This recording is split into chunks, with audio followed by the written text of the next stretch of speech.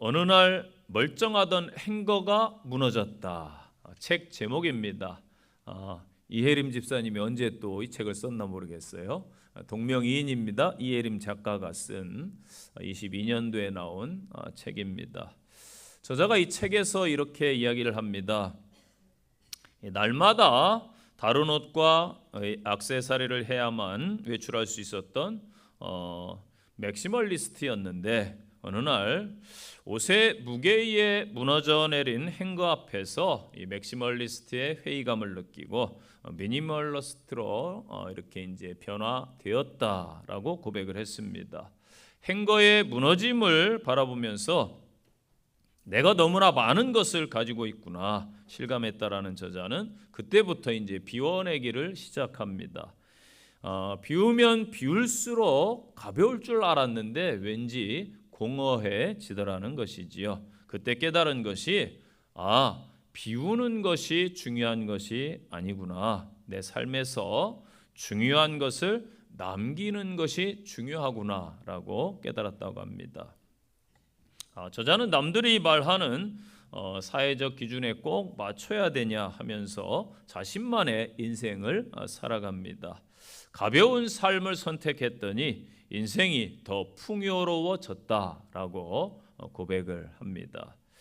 저와 여러분의 삶도 아마 마찬가지가 아닐까요? 신앙 또한 마찬가지라고 봅니다. 단순한 것이 인생의 진리다. 오늘 본문에서 바울은 예수님을 만나기 전에 자기 의가 아주 강했던 사람입니다. 율법과 삶에 많은 것을 가지고 있어서 전혀 모자람이 없던 사람입니다. 그렇기에 인간적으로 볼 때에 어찌 보면 완벽에 가까운 사람이 아니었을까. 그러나 하나님 나라와 교회의 입장에서는 이 핍박자였던 것입니다. 다메섹에서 예수 그리스도를 강력하게 체험한 뒤에 그의 삶은 완전히 변화가 됩니다. 율법과 자기 의만을 가지고 살 수 없다라는 것을 깨닫게 되는 것이지요. 철저하게 그 다음부터 성령의 능력을 의지하면서 자신을 맡기고 살아갑니다. 하나님의 은혜로 그의 삶이 모든 것들이 다 회복되어서 성령의 사람으로 변화되게 됩니다. 율법으로 자기 의와 배경과 지혜와 또 자기가 가진 학문으로 모든 것을 할 수 있다라고 큰 소리를 쳤지만은 사실은 그가 할 수 있는 것은 없었던 것입니다. 오직 성령의 능력을 힘입어서 그가 전도할 수 있었고 그가 사명을 감당할 수 있었고 종국에는 승리한 사도가 된 줄로 믿습니다. 저와 여러분의 삶도 마찬가지입니다. 과거 바울처럼 교만한 성도, 또 자기 의에 가득한 성도, 또 자아와 자기 만족만을 위해 살아가는 성도는 없으십니까? 이제 모두 다 내려놓으시고 오직 하나님의 은혜를 사모하시기를 바랍니다. 성령의 능력으로 우리는 살아갈 수 있다고 이 아침에 고백하시기를 바랍니다. 오늘 본문을 통해서 주시는 하나님의 말씀입니다. 첫째는 복음은 단순하다 이 말씀을 줍니다. 1절에 증거를 전할 때에 말과 지혜에 아름다운 것으로 아니하였다. 아멘. 자, 이 세상은 너무나 복잡하고 난해한 세상으로 점차 그쪽으로 가고 있습니다. 도시도 예전보다 복잡해졌고 거리도 얼마나 복잡한지 모릅니다. 식당에 가서 또 커피숍에 가서 주문을 하는 것이 너무나 힘든 세상이 되었습니다. 복잡해요. 키오스크가 간단한 것 같은데 젊은이들이야 간단하겠지만은 저부터도 이제 힘들더라고요. 그럼 여러분 어르신들은 얼마나 힘들겠습니까? 또 이 복잡한 게 또 있죠. 상담원 연결을 혹시 해보셨나요?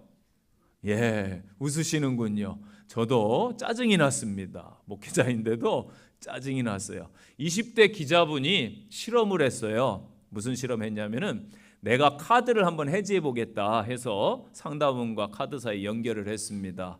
몇 분 정도 걸렸을 것 같아요. 20대 젊은이가 하는데도 기자가 하는데도 7분 22초가 걸렸습니다. 좀 빨리 한 편이라고 그래요. 그러니 상담원 연결하다가 또 갑자기 뚝뚝 끊어져 버리고 그럼 또다시 처음부터 해야 되고 참 복잡한 세상 속에 살아갑니다. 어떤 때는 이 과거처럼 단순한 것이 좀 그립기도 하다. 단순하게 살아도 행복한 세상이 좀 찾아왔으면 하는 바람도 있습니다. 그런데 감사하게도 복음은요, 여러분 그렇게 복잡하지 않아요. 복음은 단순합니다. 구원은 단순합니다. 요한복음 1장 12절 영접하는 자 곧 그 이름을 믿는 자들에게는 하나님의 자녀가 되는 권세를 주셨다. 아멘. 영접하면 하나님의 자녀가 되는 거예요. 사도행전 16장 31절 잘 아시죠? 이르되 주 예수를 믿으라 그리하면 너와 내 집이 구원을 얻으리라. 바울이 복잡하게 간수장하게 설명하지 않았어요. 주 예수 믿어 구원받을 수 있어 너와 내 집이. 아멘. 로마서 10장 9절 내가 만일 내 입으로 예수를 주로 시인하며 또 하나님께서 그를 죽은 자 가운데서 살리신 것을 내 마음에 믿으면은 구원을 받으리라. 아멘. 얼마나 간단합니까? 하나님께서 이 땅에 구원자로 보내신 예수를 믿으라. 그리하면은 구원을 받는다는 것입니다. 자, 우리 성도들 전도를 어렵게 생각하지요. 설문조사를 기독교인 대상으로 했더니 무엇이 당신의 신앙에서 가장 어렵습니까? 처음에는 대표 기도가 어렵습니다. 이것도 좀 나왔어요. 그런데 한국 기독교인들이 가장 어려워하는 게 뭘까요? 어떻게 하셨어요? 맞아요. 전도예요. 전도. 전도가 너무 힘듭니다. 그렇게 대답이 나왔습니다. 가장 어려워하는 것 전도. 그런데 왜 전도가 어려워요? 복잡하게 생각하니까 어렵습니다. 내가 믿는 예수, 내가 만난 예수님. 예수 믿으세요. 전하면 되는 거예요. 간단합니다. 전하세요. 또 오래 믿은 우리 장로님들, 신앙 좋으신 권사님들 있잖아요. 내가 전하기 어려우면은 우리 교회 목사님 한번 만나보세요. 5분만 만나주세요. 라든가 권사님 모시고 가세요. 훌륭하신 권사님들 얼마나 많아요. 권사님들 한번 만나보세요. 그러면 성경책 펴서 권사님들이 장로님들이 설명을 할 것 아닙니까? 내가 만난 예수, 내가 믿는 예수님을 전해주시면 되는 거예요. 내 삶을 있는 그대로 알려주는 것. 이게 진짜 간증입니다. 진짜 전도입니다. 위대한 영성가인 토마스 버턴이 이런 말을 했어요. 당신의 삶을 단순화하기 위해서는 당신의 갈망을 단순화하십시오. 당신의 삶을 영성화하기 위해서는 당신의 갈망을 영성화하십시오. 단순성은 어찌 보면은 이 영성에 있어서 아주 중요한 덕목 같습니다. 십자가 오직 예수님께 마음을 향하고 믿음을 집중시키는 것. 이게 어찌 보면은 좀 순수한 믿음, 단순한 믿음이 아닐까 생각해 봅니다. 이 거짓 증거는 옛 사회에서는 아주 엄하게 벌을 가했습니다.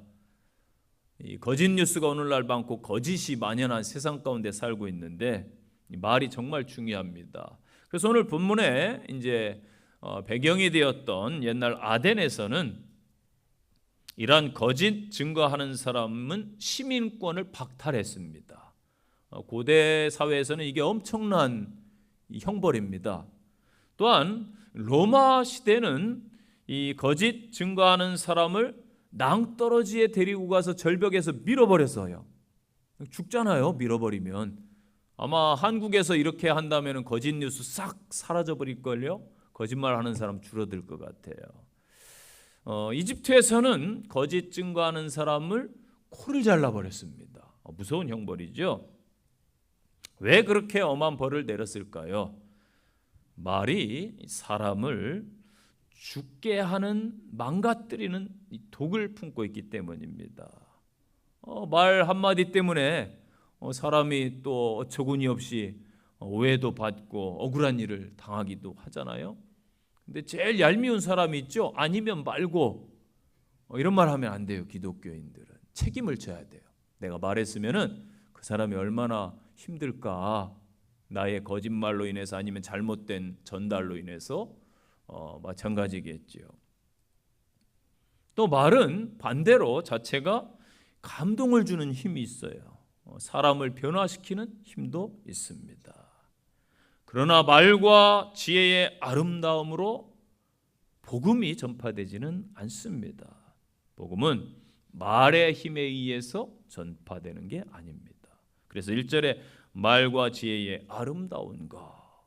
그 시대적 배경을 보면은 철학적 사고가 지배를 했어요. 그래서 논리성, 합리성을 지닌 이런 웅변가들이 존중을 받았습니다. 자, 우리는 좀 화려하지 않아도 지적이지 않아도 명철하지 않아도 괜찮아요. 우리 하나님께서 지혜로우시고 하나님께서 명철하시고 하나님께서 전능하신 하나님이시기 때문에 그분을 의지하는 그 믿음이면 되는 것입니다. 말을 잘한다고 전도를 잘하는 게 아니지요. 세상 지혜가 풍성하다고 전도도 잘하는 게 아닙니다. 오히려 말이 방해가 될 수도 있고 세상 지식이 가로막을 때도 있더라고요. 그래서 전도는 말로 하는 게 아니고 인간의 지혜로 하는 게 아니다. 하나님의 함께 하심으로 하는 것이다. 그런 확신이 있을 때에 이제 담대해지는 거예요. 어느 누구를 만나도 여러분 주눅들지 않습니다. 아까 전도가 힘들다고 하는데 왜 그래요? 담대하지 못하니까 자신감이 떨어지는 것이지요. 하나님이 나와 함께 하신다 할 때에 주눅들지 않아요. 상대방이 많이 배웠을지라도 부를 가진 사람일지라도 심지어 권력자일지라도 바울처럼 총독 앞에서도 담대하게 하나님의 마음으로 보면은 이러한 사람들도 다 구원받아야 될 주님의 시선으로 보면은 불쌍한 한 영혼일 뿐입니다. 아멘. 바울은 그래서 바울 소신 곳곳에서 복음을 가리켜 비밀이라고 말했어요. 비밀. 이 말은 자신이 구약 성경에서 말하는 하나님의 의도를 간파했다라는 뜻이 되는 거예요. 로마서 16장에 보면은 25절로부터 쭉 말씀을 주고 있어요. 나의 복음과 예수 그리스도를 전파함은 영세전부터 감추었다가 이제는 나타나신 바 되었으며 영원하신 하나님의 명령을 따라서 선지자의 글로 말미암아 모든 민족이 믿어 순종케 하시려고 알게 하신 바 그 신비의 계시를 따라 된 것이다. 이 복음으로 너희를 능히 견고하게 하실 지혜로우신 하나님께 예수 그리스도로 말미암아 영광이 세세 무궁토록 있을지어다. 아멘. 이 비밀. 또 에베소 3장에서도 복음이 하나님께서 감추어 두셨던 비밀의 경륜의 계시다. 이렇게 말씀을 주고 있어요. 골로새서 1장에서도 이 비밀이 뭐냐? 너희 안에 계신 예수 그리스도다. 그렇게 말씀을 주고 있습니다. 자, 바울이 다메섹 도상에서 부활의 주님을 만나게 되지요.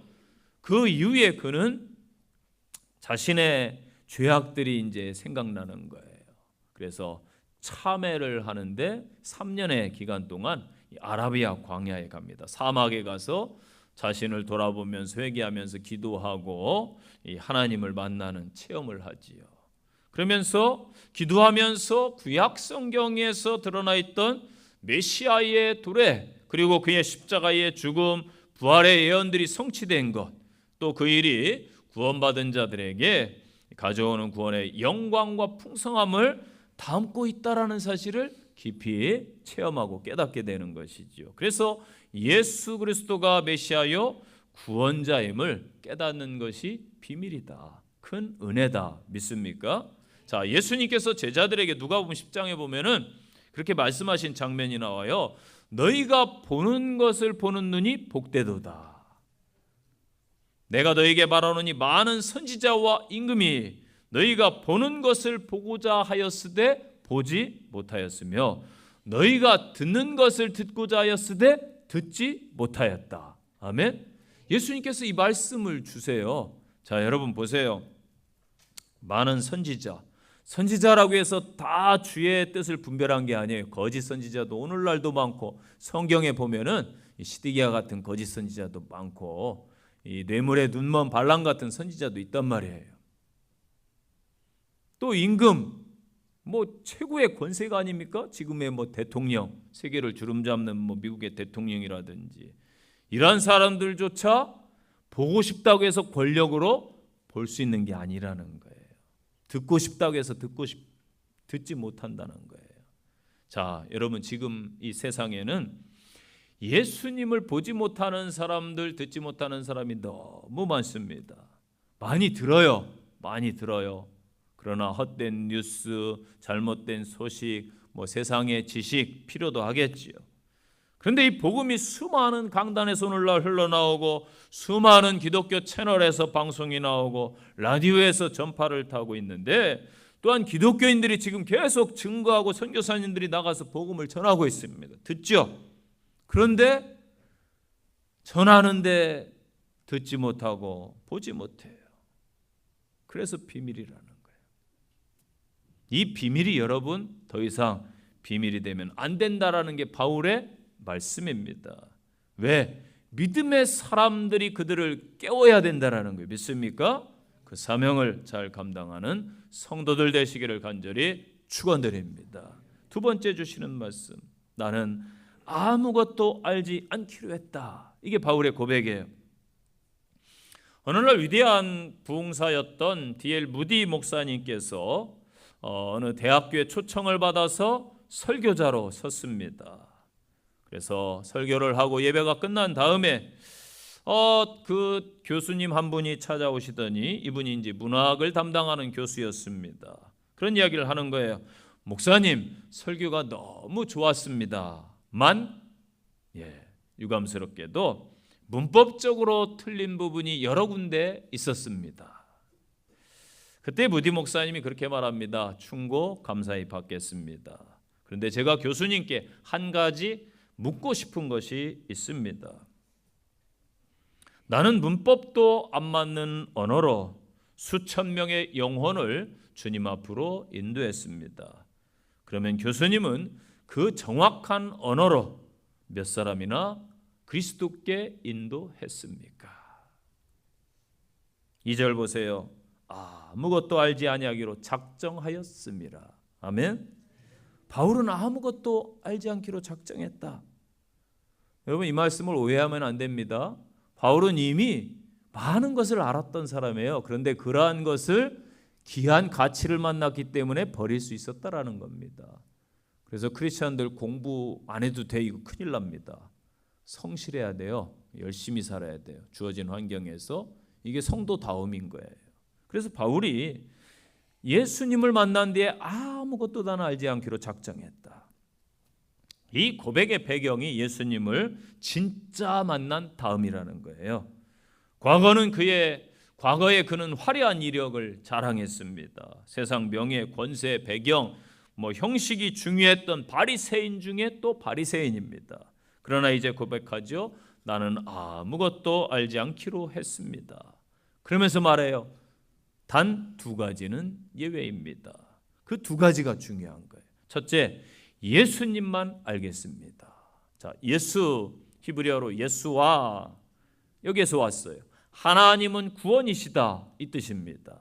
또 마태복음 1장 21절 잘 아시죠? 자기 백성을 죄에서 구원할 자로 소개합니다. 단순한 이름이 아니라 하나님의 구원 계획을 보여주는 이름인 것이지요. 그리스도, 헬라어로 크리스토스에서 왔어요. 기름 부음을 받은 자, 이런 뜻입니다.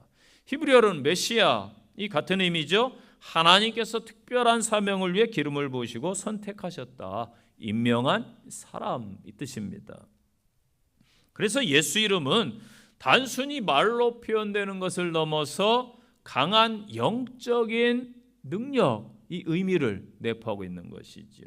로마 10장 13절 말씀에서 누구든지 주의 이름을 부르는 자는 구원을 얻으리라 말씀합니다. 아멘. 사도행전 4장 12절 말씀에서 예수 이름 외에는 구원이 없다라고 선언합니다. 그래서 바울은 이 비밀을 알았기 때문에 예수님만, 예수 그리스도만 알기로 작정한 것입니다.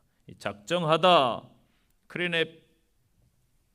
크레넵인이라는 단어예요. 그런데 이 원어의 뜻은 좀 깊은 뜻이 있어요. 작정하다. 이게 뭐냐면은 대법원의 최종 판결이 났다 이런 뜻입니다. 고소 고발 사건 뭐 민사라든지 형사라든지 많은데 이 계속해서 항고 항소를 합니다. 그래서 최종 어디까지 가요? 대법원까지 가요. 그런데 대법원에서 판결을 딱 났어요. 확정이 나면은 그 다음부터는 이제 항고 항소할 수가 없어요.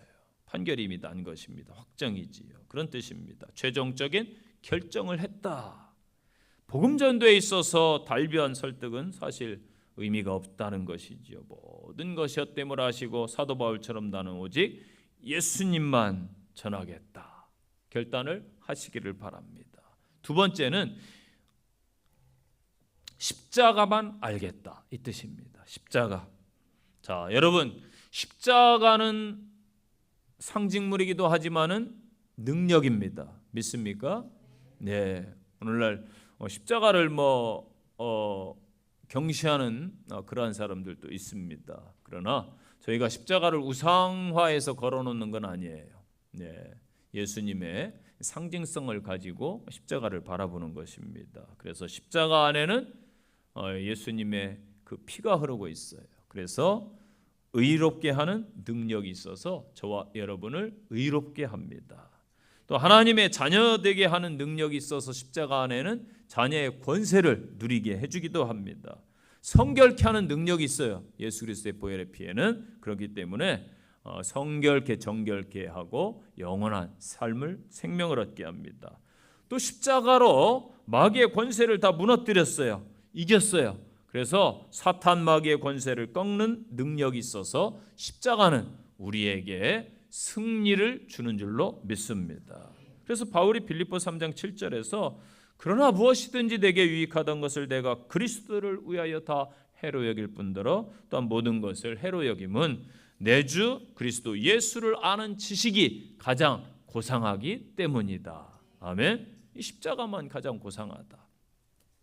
그래서 바울이 예수와 그의 십자가에 관한 지식을 모든 지식의 이 구심점으로 삼았다.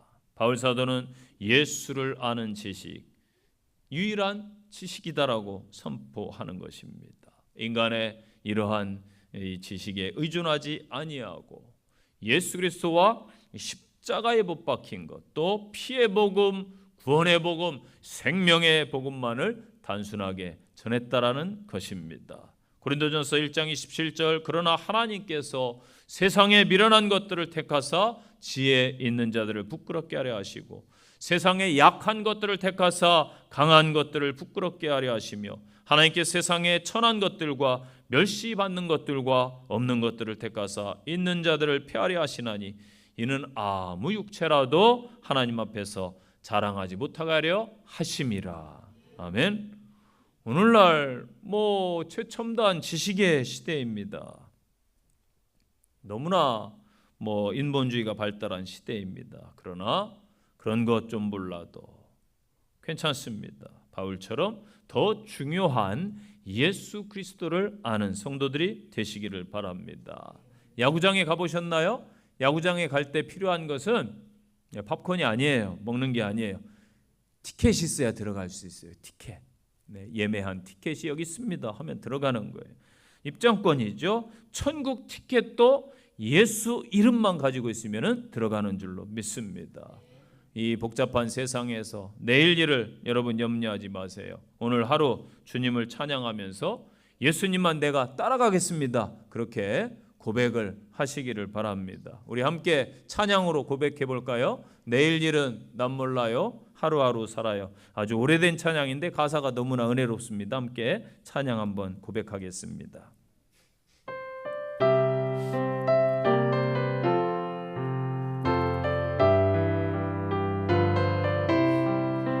내일 일은 난 몰라요.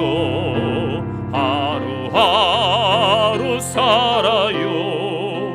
불행이나 여행함도 내 뜻대로 못해요.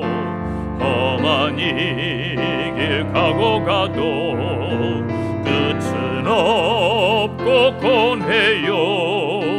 주님 예수 팔레미사 내 손 잡아 주소서.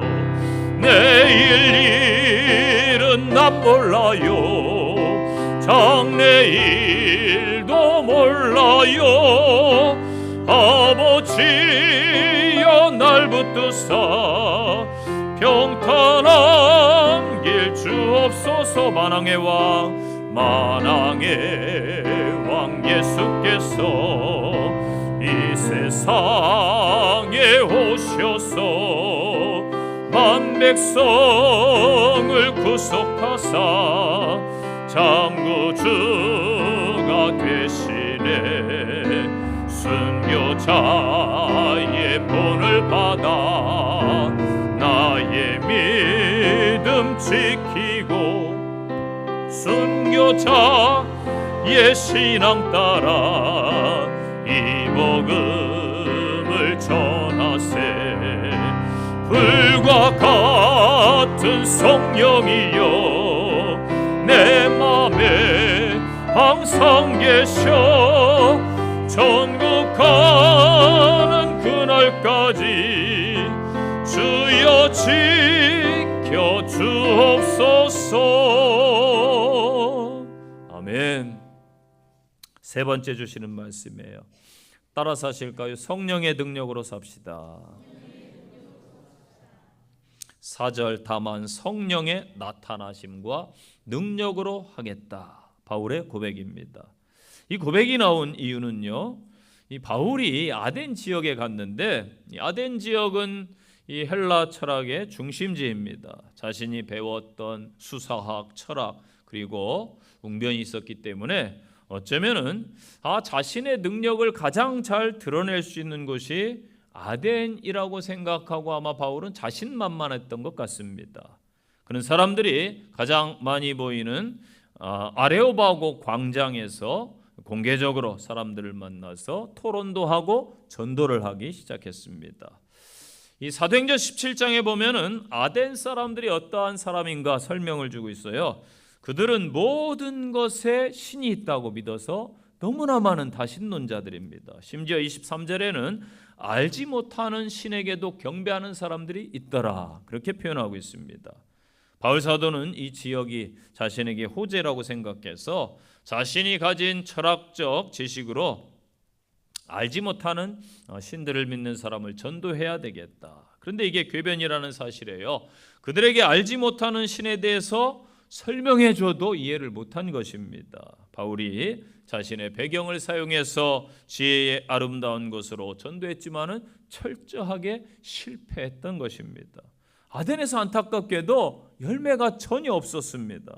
자신이 가장 자신 있던 그러한 방법이 철저하게 봉쇄되고 통하지 않은 것을 경험하지요. 그래서 고린도에 이르렀을 때에 더 이상 내 능력, 사람의 지혜로 복음을 전하면 안 되겠다라고 작정한 것입니다. 그런 실패를 경험하고 고린도에 도착한 바울의 상태가 본문 3절에 나와 있는 거예요. 3절 보세요. 내가 너희의 가운데 거할 때에 약하고 두려워하고 심히 떨었노라. 아멘. 바울이 그랬어요. 전도에 실패해 보세요, 여러분. 실패는 당연한 거예요. 전도하다가 하루아침에 제가 예수님 믿을게요 하는 사람 여러분 거의 없어요. 실패하고 괜찮아요. 또 가는 거예요. 실패하고 또 가세요. 그러면서 복음이 증거되는 것이죠. 저도 몇십 년 기도한 사람도 있어요. 지금도 친구들을 위해 금요 기도회 때마다 이름 부르며 기도하는데 이 녀석들이 아직까지 요지 부동인 친구도 있어요. 그리고 예전에 전도하면 정말 한 번도 안 쉬고 일주일에 꼭 두세 번 가도 3년 지나도 꿈쩍 않는 사람도 있더라고요. 그래도 나중에는 하나님이 그 마음을 움직여서 또 전도하게 하시더라고요. 이게 능력입니다. 그런데 안타깝게도 자신의 방법이 통하지 않음을 깨닫고 바울이 내가 전도에 실패하고 나니까 이 고린도 지역에서 잘할 수 있을까 두렵고 떨리고 이런 마음이 엄습해 온 것입니다. 이거 정상입니다. 여러분, 세상이 만만하게 보이시나요? 세상 절대 만만하지 않습니다. 물론 기죽어 살라는 말이 아니에요. 담대해야 되지만은 교만하지 말라는 말씀을 드리는 것입니다. 신앙생활도요, 만만하게 여기는 분들이 있더라고요. 가짜 신앙은 만만하게 봐요. 왜냐하면 내 맘대로 신앙생활하고 말씀대로 안 사니까. 이게 여러분, 다른 게 가짜 신앙이 아니에요. 하나님의 뜻대로 안 살면 그게 가짜 신앙이죠. 그런데 진짜 신앙은요, 두렵고 떨리는 마음가짐으로 하루하루 살아가는 거예요. 담대하십시오. 그러나 겸손하시기 바랍니다. 아멘. 그럴 때 하나님의 능력이 저와 여러분을 붙잡으셔서 우리가 쓰임받게 되는 것입니다. 똑같이 예배드리고, 여러분 보세요. 똑같이 신앙생활 하는데 어떠한 사람은 능력 있는 삶, 하나님을 경험하는 삶, 응답받는 삶, 또 세상에 나가서 영향력을 끼치는 삶을 사는 사람들이 있고, 똑같이 신앙생활 한다고 하는데 어떤 사람들은 늘 시험에 빠지고, 어떤 사람들은 늘 넘어지고, 어떤 사람은 무기력한 삶을, 친구들이나 주변에게 전혀 무력한 영향력을 끼치지 않는 삶을 살게 되는 것인가? 지식이나 돈이나 경험이나 넉넉한 환경 따위는 신앙생활의 승리, 능력 있는 삶, 성공적인 삶과는 아무런 연관이 없습니다. 물론 없으면 불편할 수 있어요. 불편의 문제와 불행의 문제는 여러분 다른 거예요. 불편하다고 해서 불행한 것은 아니라는 것입니다. 더구나 행복한 신앙생활, 능력 있는 그리스도인의 삶, 이 환경은 별개의 문제라는 거예요. 자, 성경에 나오는 위대한 인물들을 한번 여러분 보세요. 대표적으로 아브라함, 야곱, 엘리야, 에레미야, 다니엘. 이들은 환경이 아무 문제가 되지 않았습니다. 하나님이 함께 하시느냐가 문제였던 거예요. 믿습니까? 엊그제 제가 친하게 지내는, 가끔씩 만나서 서로의 이렇게 이제 신앙에 또 질문도 하고, 장로님도 저도 이야기도 듣고 그 교회 이야기도 듣고, 장로교회 장로님이 계세요. 저하고 친분이 있는 분인데 만났어요. 그랬더니 이분 아버님이 참 훌륭하신, 존경할 만한 분입니다. 지금 몇십 년째, 30년 이상 개척교회, 미자립교회, 도시의 어려운 교회들을 돕는 분입니다. 그래서 말없이 그렇게 섬기고 있는데, 저희 교회도 적잖이 선교하는 교회라고 생각해요. 그런데 이 한 분이 저희 교회보다 더 많이 선교해요. 한 40-50군데 이렇게 목회자들을 도우니까 비용도 만만치 않을 텐데 엄청난 선교를 하는 분이지요. 그리고 1년에 몇 차례씩 그분들을 함께 세미나도 하고 또 섬기며 돕고 대접하고 그렇게 합니다. 그리고 교회가 어렵다 하면은 그냥 억식 그렇게 도와주는 훌륭한 분입니다. 그런 이야기를 하면서 대부분의 목회자들이 훌륭하신데, 어떤 분들은 지원을 받으면서 너무 물질을 의지한다라는 거예요. 사람을 의지한다라는 거예요.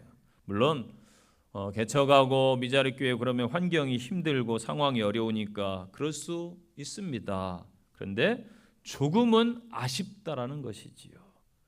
하나님을 정말 의지하고 성령님을 더 의지하면은 놀라운 역사를 경험할 것인데 안타깝다라는 것이죠.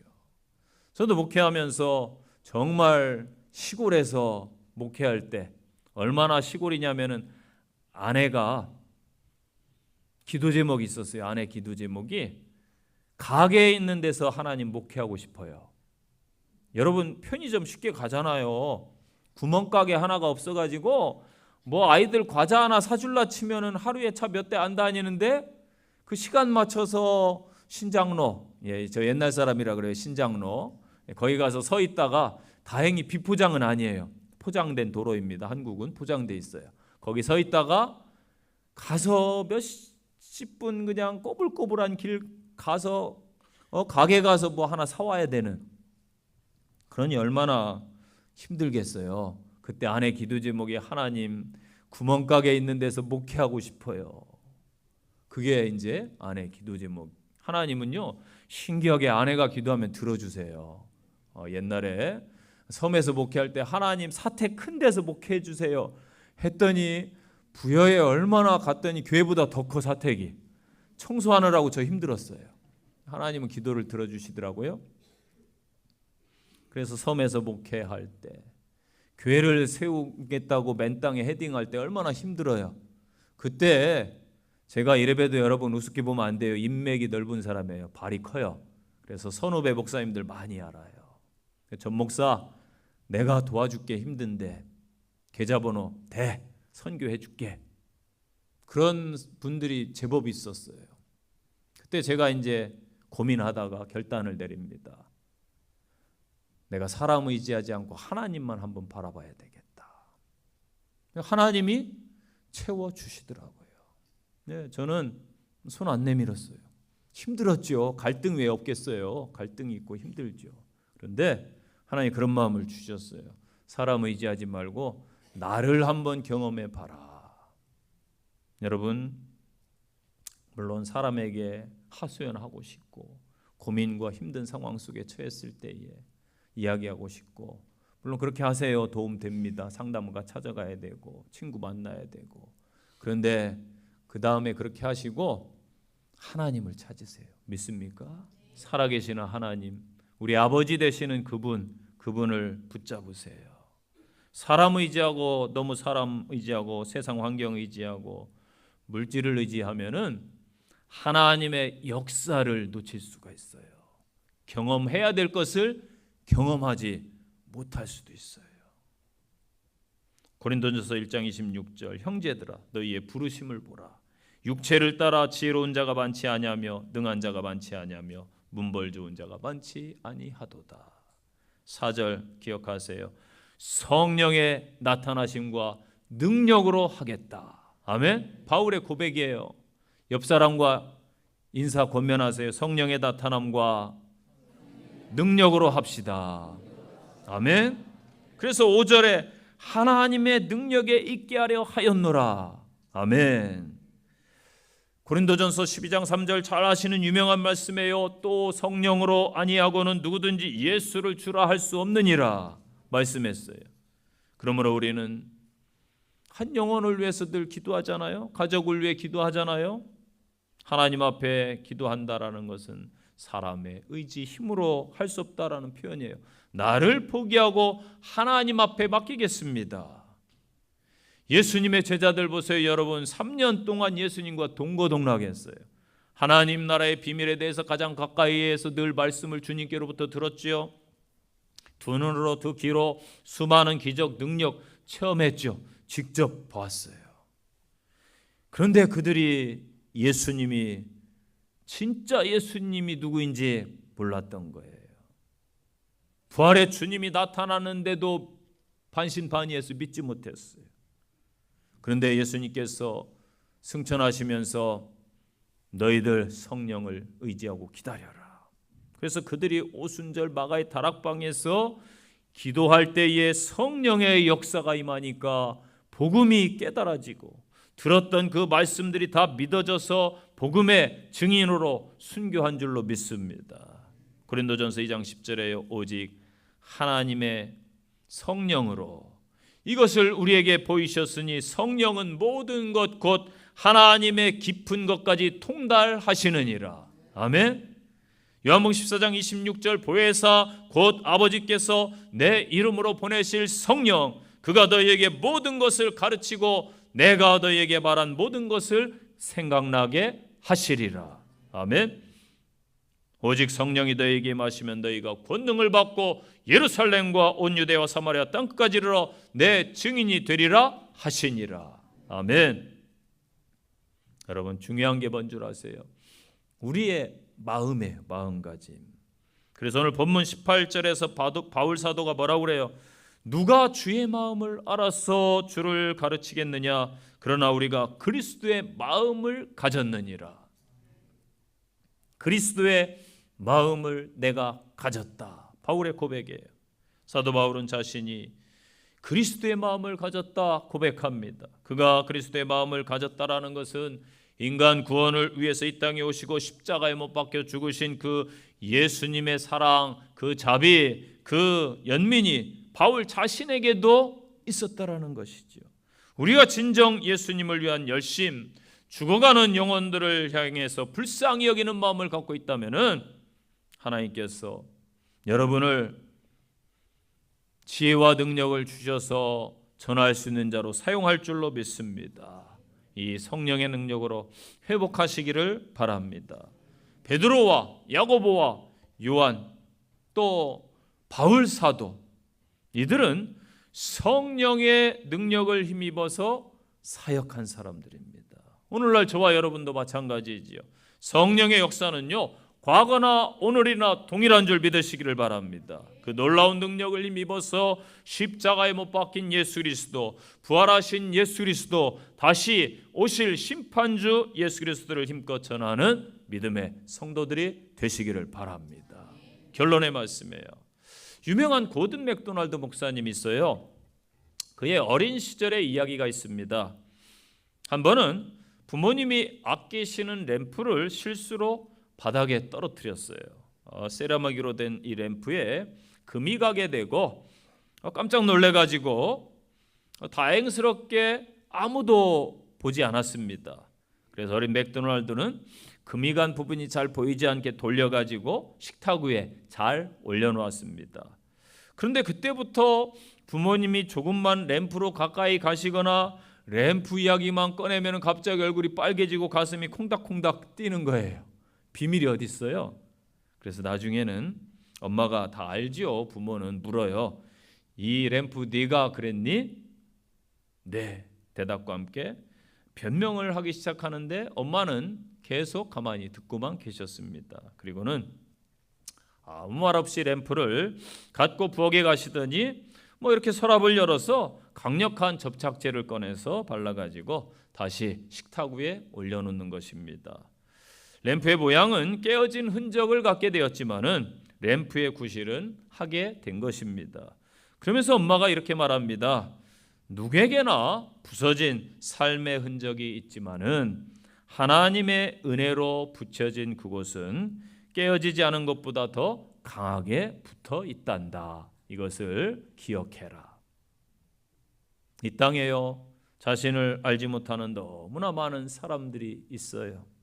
인생을 살면서 상처받고요, 아파하고 또 깨어진 사람들이 너무나 많습니다. 그들에게 하나님의 은혜가 필요합니다. 하나님의 생명의 말씀, 복음이 필요한 줄로 믿습니다. 복음은 단순합니다. 단순한 복음을 전하는 성도가 되십시오. 오직 예수만 귀하게 여기는 성도들이 되시기를 바랍니다. 십자가만 붙잡는 성도가 되시기를 바랍니다. 바울처럼 성령의 나타나심과 능력을 사모하는 성도들이 되시기를 바랍니다. 예수 그리스도를 모른 채 살아가는 이 땅의 사람들에게 하나님의 사랑을 전하는 믿음의 성도들, 또한 이 마지막 시대에 성령의 사람들이 되시기를 간절히 축원드립니다. 적용의 말씀입니다. 첫째, 단순한 복음을 증거하고 있습니까? 이 말과 지혜를 다 내려놓으시고 복음만 간직하시기를 바랍니다. 두 번째 적용입니다. 아무것도 알지 않기로 결단하세요. 다 내려놓으시고 십자가와 예수님이 귀합니다. 이것만 아는 성도가 되기로 결단하시기 바랍니다. 세 번째 적용입니다. 나는 성령의 사람인가요? 진지하게 한 주 동안 하나님께 여러분 물어보세요. 그래서 하나님을 경외하는 성도인지 자신을 돌아보시기를 바랍니다.